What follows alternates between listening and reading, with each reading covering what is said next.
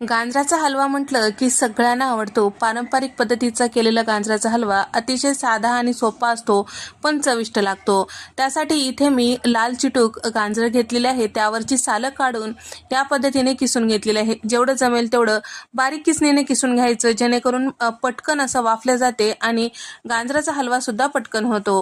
तर या ठिकाणी इथे मी सगळं किसून घेतलेलं आहे. एका जाडबुडाच्या कढईमध्ये हे सगळं किसलेलं गाजराचं किस टाकून घेतलेलं आहे. एक मोठा चमचा तूप टाकून घेतलेला आहे. गाजराचं किस हलकंसं नरम होईपर्यंत आपल्याला परतून घ्यायचं आहे. मोठा गॅस करायचा नाही. छान असं नरम झालं की यामध्ये 1 लिटर दूध टाकून घेतलेलं आहे. त्यानंतर आपल्याला दूध छान आटवून घ्यायचं आहे. छान घट्ट होईपर्यंत आपल्याला हे दूध छान मिक्स करत राहायचं आहे. म्हणजे यामध्ये छान व्यवस्थित मिक्स झालं की गाजराच्या हलव्याला छान अशी चव येते. 1 कप साखर टाकून घेतलेली आहे. आवडीप्रमाणे ड्रायफ्रूट यामध्ये टाकून घेतलेलं आहे आणि लास्टला यामध्ये 2 चमचे इतकं साय टाकून घेतलेली आहे.